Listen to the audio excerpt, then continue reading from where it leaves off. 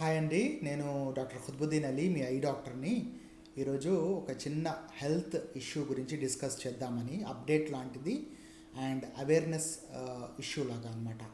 ఒక చిన్న ఇన్సిడెంట్ రీసెంట్గా మాకు బాగా క్లోజ్ అయిన ఒక సీనియర్ ఆప్థాల్మాలజిస్ట్, చాలా రెప్యూటెడ్ డాక్టర్, చాలా ఫేమస్ డాక్టర్ ఫ్రమ్ చెన్నై, తను ఒక పోస్ట్ షేర్ చేశారు.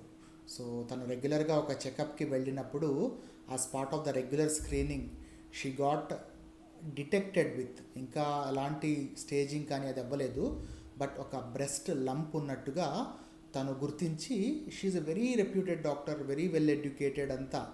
సో బట్ తన ద్వారా కూడా నెగ్లెక్ట్ అయిందనమాట అది. సో డిటెక్ట్ అయింది, she's about to get her treatment done and everything.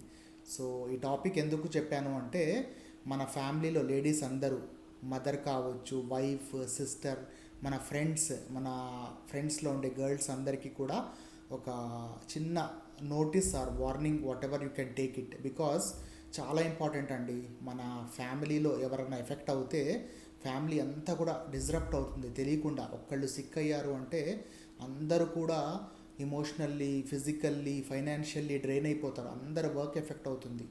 అలా ఒక ఫ్యామిలీలో ఒక విమెన్, ఒక ఆడమనిషి ఎఫెక్ట్ అయితే, ఇట్లాంటి ఇష్యూస్లో, క్యాన్సర్ లాంటి ఇష్యూస్లో ఎఫెక్ట్ అయితే కంప్లీట్గా ఫ్యామిలీ షాటర్ అయిపోతుంది. మేల్ అయినా ఫీమేల్ అయినా ఎఫెక్ట్ అవుతారు, బట్ నేను పర్సనల్గా చూసింది, ఇమోషనల్గా ఎక్కువగా నేను కనెక్ట్ అయ్యి చెప్పగలిగేది, ఒక విమెన్ ఎఫెక్ట్ అయితే మాత్రం ఫ్యామిలీ అంతా చీకటి అయిపోతుంది.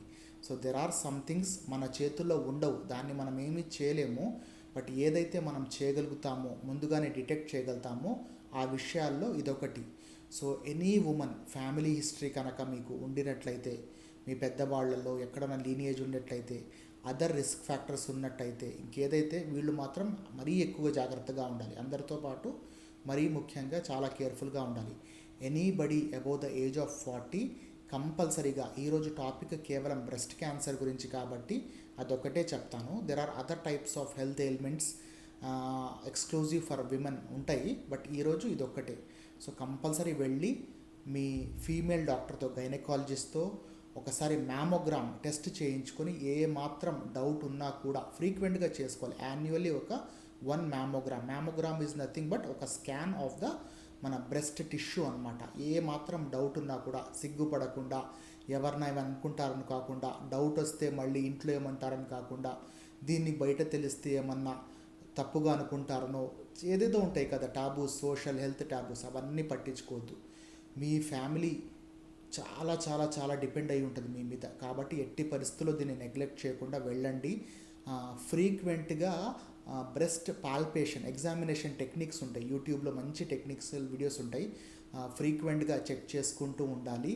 ఏమాత్రం అనుమానం ఉన్నా కూడా ఇమీడియట్గా వెళ్ళాలి. ఒకవేళ అనుమానం లేకపోయినా కూడా 40 అబవ్ ఉన్న వాళ్ళందరూ కూడా కంపల్సరీ మ్యామోగ్రామ్ అడిగి మరీ చేయించుకోవాలి. చాలామంది హాస్పిటల్స్లో వాళ్ళే చేస్తారు.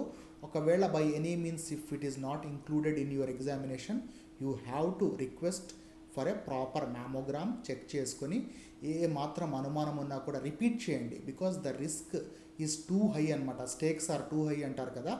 ఒక 4 టెస్టులు ఎక్కువ చేయించుకోండి, ఫ్రీక్వెంట్గా చేయించుకోండి. లేకపోతే మంచిదే కదా, రాలేదు టెస్ట్లో నెగిటివ్ వచ్చిందంటే ఇది సంతోషపడాల్సిన విషయం, కాబట్టి ఫ్రీక్వెంట్గా చేయండి. It is a humble request and a warning sign. Please don't neglect this issue. There are other cancer topics I will discuss, but today's topic is about breast cancer. Have a compulsory annual mammogram test and take care of your health. Thank you.